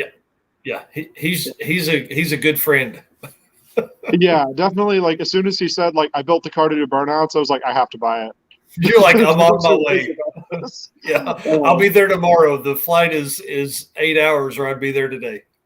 Yeah, exactly. Like, yeah, and I don't know. Yeah, people. I don't know. Like I say, I hate cars that drive like crap on the street. I hate cars that get 10 mpg. Like, you just don't. That doesn't need to be the case. The problem is like, equal parts laziness and like antiquated thought, patterns and junk, and a lot of stuff goes into it. Honestly, I don't claim to know all of it. I don't claim to know really a whole lot of it at all. But you know, That's awesome. Well, dude, I want to say thanks for hanging out. We've been on here thanks like for 2 having hours. me. Man, it's so much fun meeting new people, especially dudes like you that are into a lot of the same stuff I'm into and have done all of it. That's a big plus. It's not all theory at that point, And man, I look forward to really hanging out with you on Sick Week. I think we're going to have a ton of fun. I think we're going to be able to spend more time. Like I had all these grand plans of like 2.0 to be to where I could hang out with everybody, and then shit started going sideways on the cart and the MG, like we were driving there, the MG took a shit. The steering cross shaft on it was not in a good situation. It was a binding and it ended up breaking. And so we just started behind, and that was the hard part. So the steering thing there actually reminded me. So I touched on that Malibu thing, my buddy's Malibu earlier that he sight unseen bought. Bradley, my buddy Chris, and I flew in and put together at Fred's house and drove back. So they had done a rack conversion on that car before, like a Flaming River, whatever, like typical drag race rack. And, there's a bolt that holds like the steering shaft to like a coupler or whatever somewhere in there, whatever. Unbeknownst to us, after allegedly doing at least 130 miles an hour in the car on the way home, that was only held together with a self-tapper that was loosely like jammed in there as a placeholder. The entire steering system was literally hinging on a self-tapper that could have fallen out at any time over the 1,400 miles home. Yeah. So funny story, my brother built an MG, little MG midget or whatever. Awesome. A 68 or 9 model with a 2.3 Lima setup from like a mid-'80s SVO Mustang. That's dope. Yeah, it's pretty awesome. It's Project Adam Ant on our channel. And so the first one he built was all MG suspension and MG steering and stuff, and he didn't put the bolt in for the double D shaft or whatever, He put it aftermarket. Yeah. And at like 50 miles an hour, it came apart and flipped the car. So yeah, it's on our Facebook page. You'll have to look it up. It's pretty wild. He's okay, presumably. Oh yeah. And it had the like a full cage and all this kind of stuff. It didn't have a halo or anything, but it had bars on. But they weren't wearing their seatbelts. They weren't wearing a helmet, and they didn't have the GoPro on. Dirty bastards. But the Malibu has a bench and no cage, so definitely crashing at $130 would have dirt napped us. Yeah, big time. So yeah, on this one, when the steering started getting a little funny feeling, he was like, nope. And so slowed way down, creeped it into a gas station, and was like, somebody come get it with a trailer. And then he got it home and figured out that the actual shaft had broken. So, if he'd hit a hard bump, it'd have done the wheels like that, and who knows where you're going. So, oh my God. Yeah, that's insane. Yeah, we don't mess with steering stuff. So, all right, dude, I'll see you in 6 weeks, man. Yeah, absolutely. Yeah, just look for the Lexus doing burnouts. It's not hard to miss. Yeah. I'm going to get a ride in that thing. We're going to go live, and we'll do some rowdy burnouts for folks and let them live it up as well while they're sitting at home, because we're going to be at Sick Week. Yeah, exactly. Which is so nice that, like, for once, like, we drove to Martin for the start of Drag Week, and that was, like, I don't know, a 14-hour drive from Atlanta. The fact that I'll be able to wake up the morning of Sick Week and drive like an hour and a half to the start is so nice. Yeah, and at the end of it, like, you'll be an hour and a half from home too. It'll be nice. Yeah. So. Yep. All right, man. Well, thanks so much for having me. It was super fun chit-chatting with you back and forth. And I'm sorry we haven't actually gotten to like have a conversation, even in a parking lot over a beer at the end of a long day before this. Yes, dude, that's what we're gonna do every day in 6 weeks. So, because they'll be long days. So, all right, I'm going to end this, and then I'm going to talk to you for another few minutes. Do you want to give a shout out to how people get a hold of you for tuning? Honestly, just I'm ZFG tuning at gmail.com, which means what you think it does. So hit me up there. I mostly do turbo LS stuff. I'm decidedly very good with Holley EFI, but touch pretty much all aftermarket ECUs. I do not do stock ECU stuff, combination of EPA and lack of adjustability and stuff like that. I don't like somebody coming back to me 2 weeks later telling me they drove the car from Florida to Colorado and it drives like shit now. elevation change and whatnot. But yeah, hit me up if you need that sort of thing. I'm always happy to take a look at stuff. That's awesome. All right, I'm going to end this. Stay with me, man. Guys, thank you so much for hanging out and being around. We've got tomorrow night. We're live. I think this is the fourth one now, so we've got 8 more nights of 12 pods of Christmas. I don't know what I've broken myself off into here. Danny Fatke is 100% the reason to blame for this. It was his idea. So yeah, thanks, Danny. I appreciate it, you bastard. So.